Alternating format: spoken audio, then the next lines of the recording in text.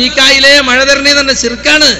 മലക്കുൽ മൗത്തെ ആയുസ് നീട്ടി തരണേന്ന് പറഞ്ഞ ശിർക്കാണ്. ജിന്നെ കാക്കണേ, ജിന്നെ രക്ഷിക്കണ ശിർക്കാണ്. പുഴയെന്ന് വിളിച്ചാലും കുളിക്കടവെന്ന് വിളിച്ചാലും ജനപ്രദേശത്ത് വിളിച്ചാലും വിജനപ്രദേശത്ത് വിളിച്ചാലും ഒക്കെ ശിർക്ക് തന്നെയാണ്. ചില ആളുകൾ പറയാം വെള്ളത്തിൽ മുങ്ങുമ്പോ ജിന്നെ രക്ഷിക്കണേ എന്ന് പറഞ്ഞ ശിർക്കാണ്. അത് ജിന്നിനെ വിളിച്ചുള്ള പ്രാർത്ഥനയാണ്, യാതൊരു സംശയമല്ല. പിന്നെ എന്റെ മനസ്സിൽ പ്രാർത്ഥന ഇല്ല, ഇവിടെ ഉണ്ടെങ്കിൽ കേക്കട്ടെ എന്നാണ്. യഥാർത്ഥത്തിൽ അവിടെ പ്രാർത്ഥന ഉണ്ടാവൂലേ? പ്രാർത്ഥന ഉണ്ടാകാത്തൊരു സന്ദർഭമാണോ അത്? അപ്പൊ ഇല്ലാത്തൊരു സംഗതി ചോദിക്കാണ്. ശബ്ദം കേൾക്കുന്ന പരിധിയിൽ ഇവിടെ ഉണ്ട് എന്ന് വിചാരിച്ചാണെങ്കിലോ, എന്റെ മനസ്സിൽ അഖസാ ഗായത്തിൽ ഖുദൂ ഇല്ലെങ്കിലോ, എന്നാലും അത് ശിർക്കിലേക്ക് പോകുന്ന വിളിയാണ്. അത് ഹറാമാണ്, പാടില്ലാത്തതാണ്. ആയ് കണ്ടോ, ശിർക്കാന്ന് പറഞ്ഞില്ല. ശിർക്കാകുന്നതുണ്ട് ശിർക്കാകാത്തതുണ്ട് എന്ന് പറഞ്ഞു പഠിപ്പിച്ചു കൊടുത്തു. ഇതിനൊക്കെ വെച്ചിട്ട് പറയാണിപ്പോ ജിന്നെ രക്ഷിക്കണേ എന്ന് പറഞ്ഞാൽ ശിർക്കല്ല എന്ന് പറഞ്ഞു.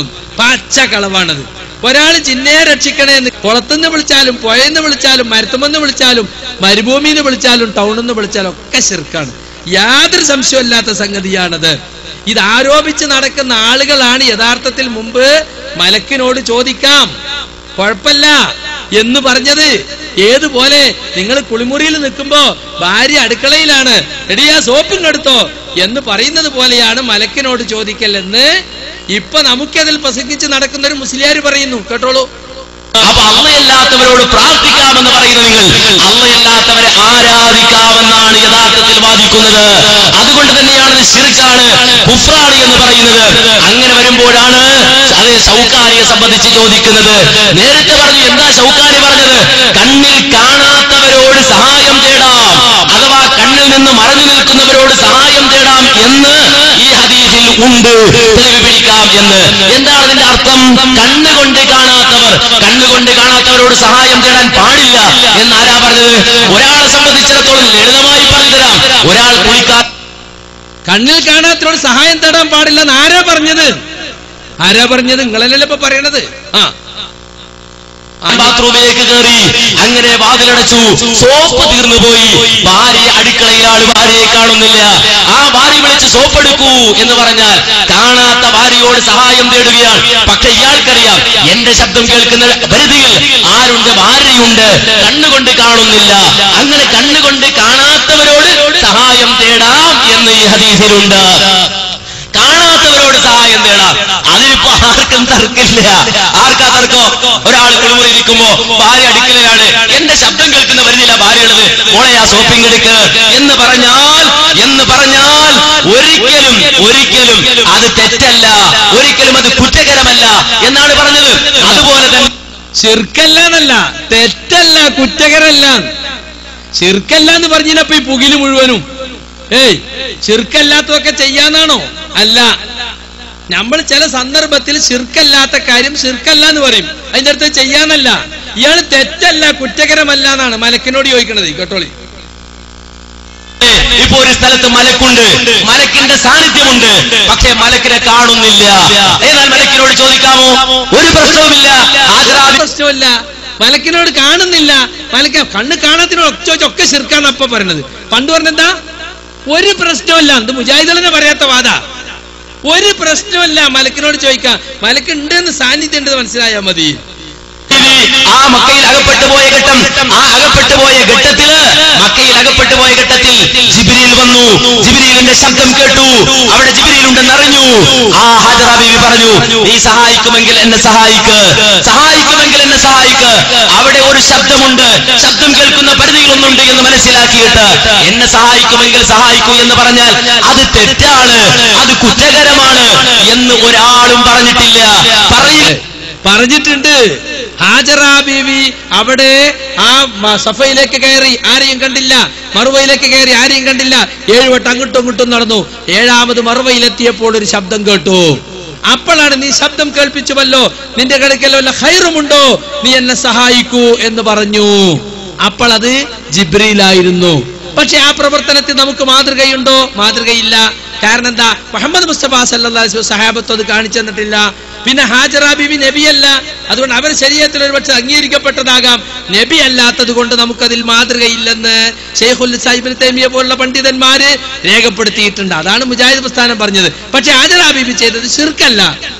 ശിർക്കല്ല എന്ന് പറഞ്ഞാൽ നമുക്ക് ചെയ്യാൻ, ഇയാൾ തെറ്റല്ല, കുറ്റകരമല്ല, ഒരു പ്രശ്നമല്ല എന്നാ പറഞ്ഞത്. എന്നിട്ട് ഇയാളാണ് ഇപ്പൊ ഞമ്മക്കെതിൽ യാ ജിബ്രീൽ ക്ലിപ്പിടുന്നത്. ഇങ്ങനെയുണ്ട്, യാ ജിബ്രീൽ ക്ലിപ്പ് നേരെ നിനക്കെതിൽ അങ്ങട്ടാടുന്നത്.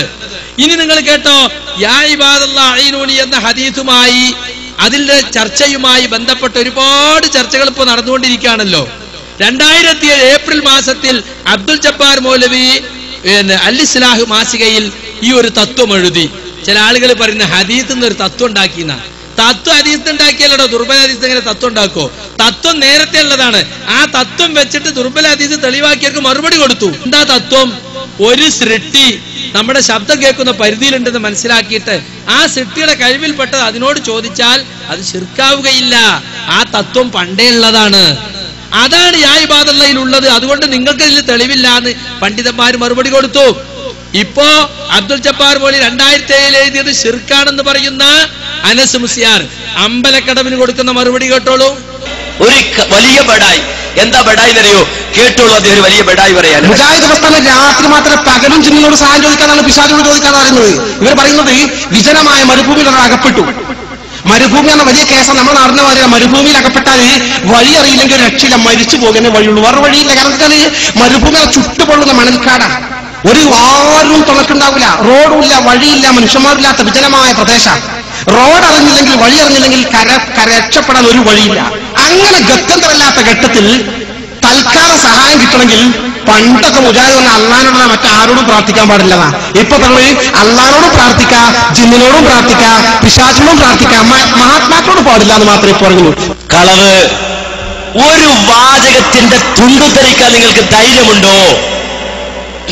അള്ളയല്ലാത്തവരോട് പ്രാർത്ഥിക്കാം, ജിന്നിനോട് പ്രാർത്ഥിക്കാം, പിശാചിനോട് പ്രാർത്ഥിക്കാം എന്ന് പറഞ്ഞ വാചകത്തിന് ഒരു തുണ്ട് തെളിവുദ്ധരിക്കാൻ നിങ്ങൾക്ക് കഴിയോ? അതൊട്ടിങ്ങനെ നടക്കരുത്. വല്ലാണ്ട് കളവേ പറയൂ, അതേ ശീലിച്ചിട്ടുള്ളൂ. ആ നിർബന്ധമായി മറ്റുള്ളവർ സ്വീകരിക്കണം. ആ നിലപാട് ശരിയല്ല. ഒരു വാചകത്തിന്റെ തുണ്ട് ജിന്നുകളോട് പ്രാർത്ഥിക്കാന്ന് മുജാഹിദുകൾ പറഞ്ഞത്രേ. അങ്ങനെ വാദിക്കണത്രേ. കണ്ടോ? ഇതൊക്കെ അയാളോട് നമുക്ക് അങ്ങോട്ട് ചോദിക്കാനുള്ളതാ. അമ്പലക്കടവ് പൈസയോട് നിങ്ങൾ ചോദിച്ചില്ലേ? അതിപ്പോ ഞങ്ങൾ നിങ്ങളോട് ചോദിക്കാണ്. ഒരു വാചകത്തിന്റെ തൊണ്ടു ധരിക്കാൻ നിങ്ങൾക്ക് കഴിയോ? ജിന്നുകളോട് പ്രാർത്ഥിക്കാന്ന് മുജാഹിദുകൾ പറഞ്ഞതിന്റെ ശൈത്താനോട് പ്രാർത്ഥിക്കാന്ന് പറഞ്ഞു അത്രേ. നിങ്ങൾക്ക് ഉദ്ധരിക്കാൻ പറ്റുമോ? ഇല്ല. എന്റെ മൂപ്പര് ഇത് പറഞ്ഞിട്ട് ഉദ്ധരിക്കുന്നത് കേട്ടോളൂ. ഉദ്ധരിക്കുന്ന വാചകത കേട്ടോളൂ. പറഞ്ഞെന്താ വെച്ചാല് അപ്പൊ കുടുങ്ങിയാണെങ്കിൽ ജിന്നിനോട് ചോദിച്ചോളും. ജിന്ന് വഴി കാണിച്ചു തരാൻ സാധ്യതയുണ്ട്, പിശാച്ച് വഴി കാണിച്ചു തരാൻ സാധ്യതയുണ്ട്. അത് വായിച്ചു കേൾപ്പിക്കാം. പകൽ വെളിച്ചത്തിൽ വിജനമായ മരുഭൂമിയുടെ വഴിയറിയാതെ നടന്നു നീങ്ങുന്ന ഒരാൾ പരിസരത്ത് ആരെയും കാണുന്നില്ല. ഇവിടെ എന്റെ ശബ്ദം കേൾക്കുന്ന ആരെങ്കിലും, മനുഷ്യൻ, മലക്ക്, ജിന്ന്, എന്നെ സഹായിക്കട്ടെ എന്ന് നനച്ച് പടപ്പുകളെ എന്നെ സഹായിക്കണേ, എനിക്ക് വഴി കാണിച്ചു തരണേ എന്ന് ഉച്ചത്തിൽ വിളിച്ചു പറയുന്നുവെങ്കിൽ അഭൗതിക മാർഗത്തിലെ സഹായത്തേട്ടം അതിലില്ല. അതുകൊണ്ട് അത് ശിർക്കല്ല. ഇവർ പറയുന്നത് ഈ വഴിയറിയാതെ വിഷമിക്കുന്ന വിജനമായ മരുഭൂമിയിലെ മുസ്ലിം സഹോദരന് പിശാചിനോട് വഴി കാണിച്ചു തരാൻ, ജിന്നിനോട് വഴി കാണിച്ചു തരാൻ ആവശ്യപ്പെടാനാണ് പറയുന്നത്. കണ്ടോ? ആ വാചകം കോട്ടിമാറ്റാണ് അദ്ദേഹം. ഒരാൾ ഒരു വിജനമായ മരുഭൂമിയിൽ അകപ്പെട്ടു. ആ മരുഭൂമിയിൽ അകപ്പെട്ടു പോയ ഒരു മനുഷ്യൻ വിളിച്ചു പറയാൻ, ആരെങ്കിലും എന്നെ സഹായിക്കണേ എന്ന് വിളിച്ചു പറയാം. അപ്പൊ അയാൾ ഉദ്ദേശിക്കാൻ, എന്റെ ശബ്ദം കേൾക്കുന്ന മലക്കുണ്ടെങ്കിൽ മലക്ക് കേട്ടോട്ടെ, എന്റെ ശബ്ദം കേൾക്കുന്ന ജിന്നുണ്ടെങ്കിൽ ജിന്നും കേട്ടോട്ടെ, എന്റെ ശബ്ദം കേൾക്കുന്ന മനുഷ്യനുണ്ടെങ്കിൽ മനുഷ്യനും കേട്ടോട്ടെ എന്ന് വിചാരിച്ചിട്ട് അദ്ദേഹം വിളിച്ചു പറയുന്നത്. എങ്കിൽ അത് ശിർക്കല്ല, അബോധികമല്ല, കാര്യകാരണ ബന്ധങ്ങൾക്ക് അതീതമല്ല. എന്താ തെറ്റതില്? എന്താ തെറ്റതില്? എന്താ തെറ്റതില്? ഇപ്പൊ ആരാ ജിന്നിനെ വിളിക്കാന്ന് പറഞ്ഞത്? ജിന്നുണ്ടെങ്കിൽ ജിന്നും കേട്ടോട്ടെ, മലക്കുണ്ടെങ്കിൽ മലക്കും കേട്ടോട്ടെ. എന്താ തെറ്റതില്? ഇപ്പൊ നിങ്ങൾക്ക് പുതിയ വഹ്യ് കിട്ടിയോ? CD ടവറിൽ പുതിയ ജിബ്രീൽ വന്നോ? എവിടുന്ന് കിട്ടിപ്പോ? KJUവിന് പ്രത്യേക വഹ്യ് ഇറങ്ങിയോ? എന്നിട്ട് തൗബ ചെയ്തത്രേ. ഒരു പ്രസ്ഥാനത്തിന്റെ ആദർശം മാത്ത ഇവര് മൂന്നാള് പോയിട്ട് കുമ്പസരിച്ചിട്ട് കാര്യമുണ്ടോ? അപ്പൊ സുഹൃത്തുക്കളെ, ആരാണ് ഇവിടുന്ന് പറഞ്ഞത് മലക്കിനെ വിളിക്കാ, ജിന്നിനെ വിളിക്കാന്ന്? ഇതൊക്കെ മലക്കിനെയും ജിന്നിനെയും വിളിക്കാനാണെങ്കിൽ അത് നിങ്ങളാ പറഞ്ഞത്. ഞങ്ങൾ പറയുന്നതൊന്നും ജിന്നിനെയും മലക്കിനെയും വിളിക്കാനുള്ള ആഹ്വാനമല്ല. അത് ആ വിളിയിലൊന്നും പ്രാർത്ഥനയില്ല എന്നേ പറഞ്ഞിട്ടുള്ളൂ. ഇനി സുഹൃത്തുക്കളെ, യാ ഇബാദല്ലാഹി അഈനൂനി എന്ന ഹദീസ് സക്കരിയ സലാഹി അല്ല 20 മിനിറ്റ് വിശദീകരിച്ചത്. അതും സുന്നികൾ ചോദിച്ചേർത്താ ഞങ്ങളൊക്കെ വിശദീകരിച്ചത്. മുജാഹിദുകളെ കൊണ്ട് ചോദ്യം ചോദിപ്പിച്ച് വിശദീകരിച്ചത് ആരാറിയോ? അബ്ദുറഹ്മാൻ സലഫിയാണ്. അദ്ദേഹത്തോട് ഒരാൾ ചോദിച്ചത് കേട്ടോളൂ. എനിക്ക് 2 ചോദ്യങ്ങളാണ് ചോദിക്കാനുള്ളത്. അത് മറ്റു 2 പേരുടെ ചോദ്യങ്ങളാണ്. ധൈര്യമുണ്ടെങ്കിൽ ഈ സദസ്സിൽ ചോദിക്കാൻ ധൈര്യമുണ്ടോ എന്ന് ചോദിക്കുകയും എന്നാൽ ഇവിടെ വരാൻ ധൈര്യം കാണിക്കാതിരിക്കുകയും ചെയ്ത രണ്ടുപേരുടെ രണ്ട് ചോദ്യങ്ങളാണ്. അതായത് ഇപ്പോ സലഫി സൂചിപ്പിച്ചതുപോലെ ഷിർക്കിന്റെ ഒരുപാട് വശങ്ങൾ പറയുകയുണ്ടായി. അള്ളാഹുവിനോട് മാത്രമേ പ്രാർത്ഥിക്കാൻ പാടുള്ളൂ എന്നും, എന്നാൽ ആ പ്രാർത്ഥന നേർച്ച മറ്റുള്ളവരോട് അർപ്പിക്കാൻ പാടില്ല എന്നും, അത് മുഹമ്മദ് നബി സല്ലല്ലാഹു അലൈഹി വസല്ലമയെ ആണ് ചെയ്തതെങ്കിൽ പോലും അത് അള്ളാഹു ഒരിക്കലും പൊറുക്കില്ല എങ്കിൽ KNM അല്ലെങ്കിൽ മുജാഹിദ് പ്രസ്ഥാനം തന്നെ അത് ചെയ്യുകയാണെങ്കിൽ അള്ളാഹു ഒരിക്കലും പൊറുക്കില്ലല്ലോ. വിഷയം പറയാൻ കാരണം, വിജനമായ സ്ഥലത്ത് വെച്ച് ആരെങ്കിലും ഒരാൾ അള്ളാഹുവിന്റെ അടിമകളെ, അത് ജിന്നാകട്ടെ മലക്കാകട്ടെ ആരും ആയിക്കോട്ടെ, എന്നെ സഹായിക്കൂ എന്ന് വിളിച്ച് പ്രാർത്ഥിച്ചാൽ അത് ശിർക്കാകുകയില്ല എന്ന് മുജാഹിദിന്റെ നേതാവ് ഇബ്നു കസീർ തന്റെ തഫ്സീറിൽ വിവരിച്ചു എന്നും, മാത്രമല്ല അത് ഇബ്നു കസീർ അല്ലേ എന്ന് പറഞ്ഞ് തള്ളാൻ കഴിയില്ല, ഇസ്ലാഹിൽ തന്നെ അത് പരാമർശിച്ചിട്ടുണ്ട് എന്നും അദ്ദേഹം സൂചിപ്പിക്കുകയുണ്ടായി. സത്യത്തിൽ ഇതിന്റെ എന്താണ് അടിസ്ഥാനം? ഇതിൽ ശിർക്കുണ്ടോ? എന്താണ് ഇതുകൊണ്ട് ഉദ്ദേശിക്കുന്നത്? ചോദ്യം ശരിക്കും ശ്രദ്ധിക്കുക. ഇത് ചോദിപ്പിച്ചത് അദ്ദേഹത്തെ കൊണ്ട് 2009 മടവൂരികൾ ഇത് വിഷയമാക്കിയ സന്ദർഭത്തിൽ മടവൂർ വിഭാഗം ഇത്രയും കാലം ഞമ്മക്കെതിൽ ശിർക്ക് ആരോപിക്കാൻ ഈ ഹദീസാണല്ലോ ഉപയോഗിച്ചത്.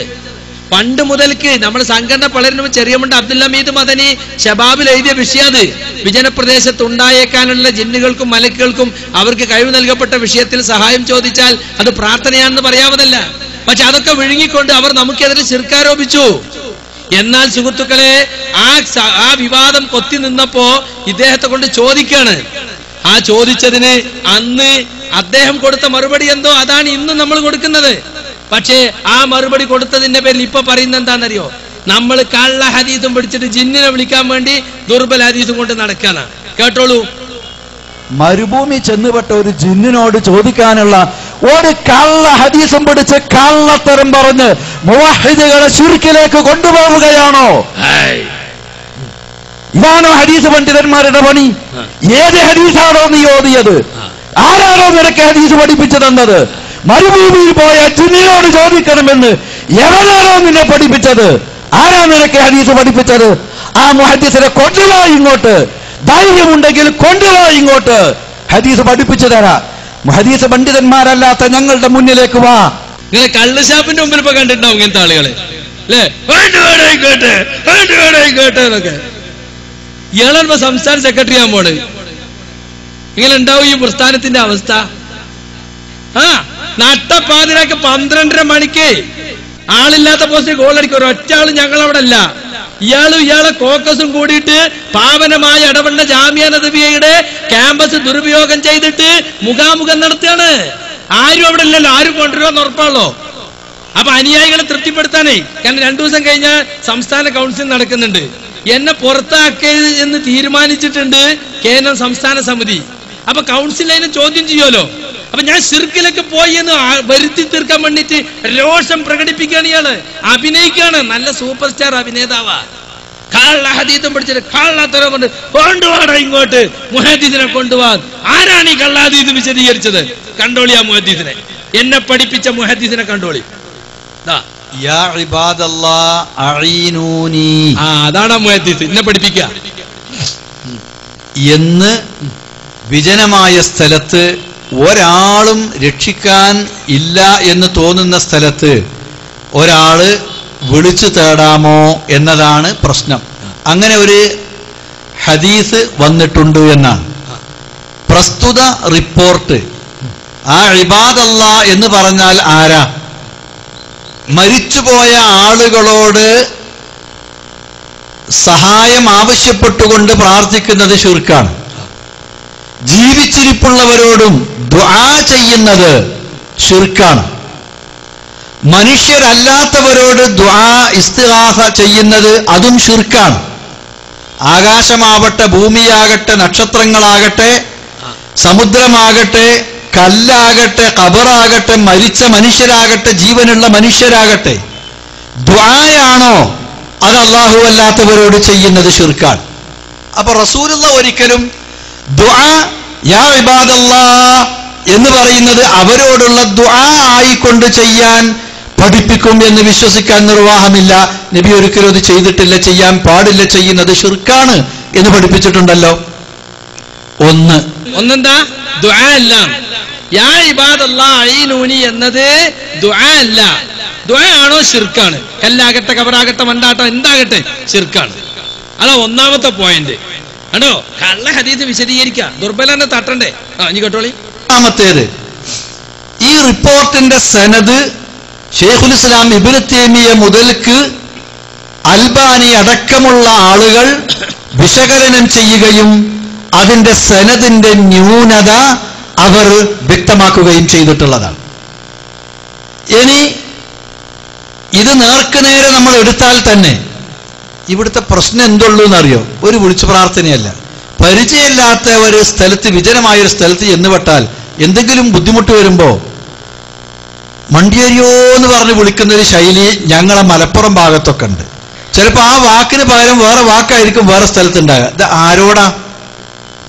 മരിച്ചുപോയ ആരെങ്കിലും ഉണ്ടെങ്കിൽ അവർ കേൾക്കട്ടെ എന്ന് വിചാരിച്ചിട്ടാണോ? അല്ല, എന്റെ വിളി കേൾക്കുന്നിടത്ത് ആരെങ്കിലും ഉണ്ടെങ്കിൽ അവർ അത് കേട്ട് എന്നെ സഹായിക്കട്ടെ എന്നുള്ള നിലക്കാണ്. അത് ശിർക്കിലേക്ക് പോകുന്ന വിളിയല്ല. ശിർക്കിലേക്ക് പോകുന്ന വിളിയല്ല. ഏതെങ്കിലും ഒഴിഞ്ഞ സ്ഥലത്ത് ബുദ്ധിമുട്ടാകുമ്പോ വണ്ടിയേരിയോ ഓടി വരുമോ എന്ന് പറയും. അതുകൊണ്ട് ഉദ്ദേശിക്കുന്ന ആരാ? ആ ശബ്ദം കേൾക്കുന്ന നേരത്ത് വല്ല മനുഷ്യന്മാരുണ്ടെങ്കിൽ ഓടി വന്ന് സഹായിക്കട്ടെ. അത് ശിർക്കിലേക്ക് പോണ വിളിയാ? അല്ല. അതുപോലെ തന്നെ ഉള്ളൂ യാ ഇബാദല്ലാ അയ്നൂനി എന്ന് വിളിച്ചാലും മണ്ടിയേരിയോ എന്ന് വിളിക്കണ പോലെ ജായിസായൊരു വിളിയാണ് എന്നാ പറയുന്നത്. ഇത്ര മാത്രമാണ് ആ റിപ്പോർട്ടിലുള്ളത്. ഇനി അതിന്റെ സനദിന്റെ വിശദാംശത്തിലേക്ക് പോകാതെ തന്നെ അത് എടുത്താൽ ഇത്രയേ അതിലുള്ളൂ. അതിലൊരു അപാകത ഒരാൾക്കും കാണാൻ കഴിയില്ല. അപ്പൊ സനത് നോക്കന്നെ വേണ്ട. സഹിയാകട്ടെ ലൈഫാകട്ടെ നേർക്ക് നേരെടുത്താൽ അതിലൊരു അപാകതയില്ല. ഒഴിഞ്ഞ സ്ഥലത്തുനിന്ന് വണ്ടിയേരിയോ എന്ന് വിളിച്ചാൽ അതിൽ വല്ല അപാകതയുണ്ടോ? ഇല്ല. ഇപ്പൊ ഇത് ശിർക്കാന്നാ പറയണത്. പണ്ട് പറഞ്ഞതിൽ അപാകത തന്നെയല്ല, വിളിക്കൽ ജായിസാണ്ടല്ലോ അടുത്ത. നോക്കണം നിങ്ങള്. ബാക്കി കേട്ടോളി. അങ്ങനെ വിജനമായി കിടക്കുന്ന സ്ഥലത്ത് നമുക്കറിയോ അവിടെ ആരെങ്കിലും മനുഷ്യന്മാരും ഇല്ല, അവിടെ ജിന്നുകൾ മാത്രമേ ഉള്ളൂ.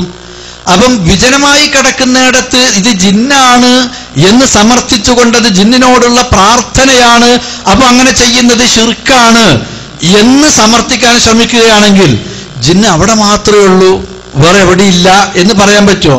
ആർക്കാണ് ജിന്നുള്ള സ്ഥലം ഇന്നടത്ത് എന്ന് നിർണ്ണയിക്കാൻ പറ്റുക? പൊതുവെ അവര് ഇന്നിടങ്ങളിലൊക്കെ ഉണ്ടാവാം എന്നുള്ള ഒരു നിലപാടല്ലാതെ ഇപ്പൊ സൗദി അറേബ്യയിൽ മനുഷ്യൻ താമസിക്കുന്ന സ്ഥലം എവിടെയെന്ന് ചോദിച്ചാൽ അത് കൃത്യമായിട്ട് താമസിക്കുന്ന സ്ഥലം, വീട് നമ്പർ, അതേപോലെ തന്നെ പിന്നെ ഫ്ലാറ്റുകള്, പിന്നെ ബാച്ചിലേഴ്സ്, ഫാമിലികള്, പിന്നെ കോട്ടേജുകള്, അതേപോലെ കൊട്ടാരങ്ങള്, ഇതൊക്കെ ഉള്ള സ്ഥലങ്ങള് എവിടെയെന്നുള്ളതൊക്കെ മാർക്ക് ചെയ്ത് കാണിക്കാൻ പറ്റും. മറ്റേതാർക്കെങ്കിലും ഇവിടെ കാണിക്കാൻ പറ്റുമോ? പറ്റൂല. അപ്പൊ അത് ഇന്ന സ്ഥലത്ത് ചെന്നിട്ട് അവിടുന്ന് ഇങ്ങനെ വിളിച്ചാൽ അത് അവർ തന്നെയാണ് എന്ന് ഒരു തീരുമാനത്തിലെത്തിയിട്ട് ഇത് അവരോടുള്ള തേട്ടവുമാണ്, അതുകൊണ്ട് അത് ശിർക്കുമാണ് എന്ന് പറയുന്നതിന് എന്തില്ല? യാതൊരു അടിസ്ഥാനവും യഥാർത്ഥത്തിലുള്ള ഇത് അവരോടുള്ള പ്രാർത്ഥന അല്ല എന്നാണ് ഞാൻ തീർത്തു പറയുന്നത്. പിന്നെ തീർത്ത് പറഞ്ഞാണ് 2009 ഇനി തീരല്ല. 2009 തീർത്ത് പറഞ്ഞു ഇത് അവരോടുള്ള പ്രാർത്ഥന അല്ലേ അല്ല. ഇപ്പൊ പറഞ്ഞതോ പ്രാർത്ഥന ആണ് അല്ല എന്ന് പറഞ്ഞാൽ പുറത്താക്കും. നോക്കണം, ദീന് മാറുകയാണ്. 2009 ദീനിപ്പോ മാറി, പുതിയ ദീനായി. ആരാ മാറ്റം വരുത്തിയത്? മുജാഹിദ് പ്രസ്ഥാനം മാറ്റം വരുത്തിയിട്ടില്ല. മുജാഹിദ് പ്രസ്ഥാനത്തിൽ കുതന്ത്രത്തിൽ കയറിക്കൂടിയ ഒരു കോക്കസ്, ആ കോക്കസ് മാറ്റം വരുത്താൻ ശ്രമിക്കുന്നു. അനുവദിക്കുകയില്ല മുജാഹിദുകൾ. മുജാഹിദ് പ്രസ്ഥാനം പണ്ട് പറഞ്ഞിടത്ത് തന്നെ നിൽക്കും. ശിർക്കല്ല എന്ന് പറഞ്ഞത് ഇന്നും ശിർക്കല്ല, എന്നും ശിർക്കല്ല. ശിർക്കാണ് എന്ന് പറഞ്ഞത് എന്നും ശിർക്കാണ്. മാറ്റം വരുത്താൻ പുതിയ തെളിവൊന്നും ആരും ഇവിടെ കൊണ്ടുവന്നിട്ടില്ല. കേന്ദ്രം തെരഞ്ഞെടുപ്പ് വന്നപ്പോ ആദർശം മാറ്റുക. മുജാഹിദുകളെ ചേരിതിരിക്കാൻ വേണ്ടി ഒരു കൂട്ടർ ജിന്നിനെ മലക്കിനെ വിളിച്ച് പ്രാർത്ഥിക്കാൻ തുടങ്ങിയിരിക്കണു. അവിടെ ഞങ്ങളൊപ്പം നിന്നോളി, ഞങ്ങളെ ജയിപ്പിച്ചോളി എന്ന് പറയാ. എന്നിട്ട് സംഘടന പിടിച്ചെടുക്കുക. എന്നിട്ട് അതിനെ ന്യായീകരിക്കാൻ പിന്നെ വേറെ തെളിവ് കൊണ്ടുവരിക. അത് ഈ ഒരു വിഭാഗം മാത്രമാണ് എന്ന് പരിമിതപ്പെടുത്താൻ ഒരു റിപ്പോർട്ട് അങ്ങനെ വന്നിട്ടുണ്ട് എന്നുള്ളത് ഒഴിച്ചാൽ വേറെ ഇബാദല്ലാ എന്ന് പറഞ്ഞ പദപ്രയോഗം അള്ളാന്റെ അടിമകളെ എന്ന് പറഞ്ഞാൽ അത് ഇവര് മാത്രാണ് എന്ന് ഉദ്ദേശിച്ചുകൊണ്ട് പരിമിതപ്പെടുത്താൻ കഴിയില്ല എന്നാണ്. മലായികത്താണ് എന്ന് വന്ന റിപ്പോർട്ടുകളുണ്ട്, ജിന്നും അതിൽ ഉൾപ്പെടും എന്ന റിപ്പോർട്ടുകളുണ്ട്. അറിയാത്ത മനുഷ്യന്മാരെ ഉദ്ദേശിച്ചുകൊണ്ടും യാ ഇബാദല്ലാ എന്ന് വിളിക്കാം എന്നതിലും പക്ഷാന്തരം ഇല്ല എന്നർത്ഥം. ആ ഒരു അപ്പൊ കണ്ടോ, അപ്പൊ ജിന്നും പെടും മലക്കും പെടും അറിയാത്ത മനുഷ്യരും പെടും. ജിന്നും മലക്കും പെടും എന്നുള്ളത് ആ റിപ്പോർട്ട് തന്നെ ഉണ്ട്. മറ്റത് മൂപ്പരെ പോക്കറ്റ് എന്തോ. അറിയാത്ത മനുഷ്യരെന്നുള്ളത് മനുഷ്യരാരും ഇല്ലാത്ത സ്ഥലമാണ്, പൊതുവെ മനുഷ്യവാസമില്ലാത്ത സ്ഥലമാണ്. അതാണ് ലൈസ ബിഹാ അനീസ്. മാത്രല്ല ഇന്നലില്ലാഹി ഫിൽ അർളി ഹാദിറൻ, ആ പ്രദേശത്ത് ഹാദിറായിട്ടുണ്ട് ഇബാദൻ ലാ നറാഹും, നമ്മൾ കാണാത്ത അടിമകൾ. അപ്പോ ഹാദിറായാലും നമ്മൾ കാണാത്ത അടിമകൾ ആരാ? മനുഷ്യരല്ല, ഒന്നുകിൽ മലക്ക് അല്ലെങ്കിൽ അത് റിപ്പോർട്ടിൽ തന്നെ ഉണ്ട് എന്നാ മൂപ്പര് പറഞ്ഞത്. അപ്പൊ ജിന്നും മലക്കും ആര് കൊണ്ടുവന്നു? ആ റിപ്പോർട്ടിൽ തന്നെ ഉണ്ട്. നിങ്ങൾ എന്നെ 2009 പറഞ്ഞു. ഇപ്പൊ ജിന്നും മലക്കും വിചാരിച്ചാൽ തന്നെ ശിർക്കാണ് അപ്പോഴത്തെ വാദം. കണ്ടോ? പിന്നെ ഇങ്ങനെ ഒരു ശബ്ദവും കേൾക്കുന്നില്ല, ഒരാളും കാണുന്നുമില്ല, വിജനമായ ഒരു സ്ഥലമാണ്. അവിടെ വെച്ചിട്ട് യാ ഇബാദല്ലാഹ് അഈനൂനി, അള്ളാന്റെ അടിമകളെ എന്നെ സഹായിക്കി എന്ന് പറഞ്ഞ കാര്യകാരണ ബന്ധങ്ങളുടെ അടിസ്ഥാനത്തിൽ ഒരാളിൽ നിന്ന് സഹായം ചോദിക്കുന്നത് ഒരു തെറ്റുമില്ല. ഇവിടെ ആരെങ്കിലും ഉണ്ടെങ്കിൽ, എന്റെ വിളി കേൾക്കുന്ന ആരെങ്കിലും ഉണ്ടെങ്കിൽ എന്നെ സഹായിക്കുക എന്ന് മാത്രമേ അതിനർത്ഥമുള്ളൂ. അതിൽ ശിർക്ക് വരുന്നില്ല എന്നർത്ഥം. അപ്പൊ അതിൽ ശിർക്ക് വരുന്നില്ല എന്ന് മൂപ്പര് അന്ന് പറഞ്ഞതാ. കാര്യകാരണ ബന്ധങ്ങൾ അടിസ്ഥാനത്തിലുള്ള സഹായം ചോദിക്കലേ അതിലുള്ളൂ, അതിൽ ശിർക്ക് വരുന്നില്ല. ഇത് സുഹൃത്തുക്കളെ 20 മിനിറ്റ് വിശദീകരിക്കും. അപ്പൊ ഇയാൾ പറയാണ് കള്ള ഹദീസും പഠിച്ചിട്ട് കള്ളത്തരവും പറഞ്ഞിട്ട് മരുഭൂമിന്ന് ജിന്നിനെ വിളിക്കാൻ വേണ്ടി നടക്കാണ്. എന്തിന്? ഇയാൾ പറഞ്ഞതുപോലെ നമ്മൾ പറഞ്ഞേന്. ഇപ്പൊ ഇയാള് മാറ്റി, ഇയാൾ ഈ കാസറ്റ് പിൻവലിച്ചോ? ഇയാൾ വിജിന്റെ അടുത്ത് പരസ്യം കൊടുത്തോ? ഇയാൾ തൗബ ചെയ്തോ? ഒന്നും ചെയ്തിട്ടില്ലല്ലോ. എന്നിട്ട് ഇയാളെ ന്യായീകരിക്കാൻ ഒരു തേങ്ങാട്ടേരൻ എന്തൊക്കെ കുത്തി കുറിക്കുന്നുണ്ട്, പോയത്തക്കാരൻ. എന്ത് പറയാനാ? ഇത് കേട്ട എല്ലാവർക്കും മനസ്സിലാവില്ലേ? ഒരു ശരഹു ആവശ്യമില്ലാത്ത കാര്യല്ലേ? അപ്പൊ സുഹൃത്തുക്കള്, ഞാൻ അങ്ങനെയല്ല ഉദ്ദേശിച്ചത്, ഞാൻ ഇങ്ങനെയല്ല ഉദ്ദേശിച്ചത്. ഉദ്ദേശിച്ചതും പറയണതും കൂടി ഒക്കണ്ടേ? പറഞ്ഞതിന്റെ നേരെ ഉൾട്ട ഉദ്ദേശിച്ച മനുഷ്യൻ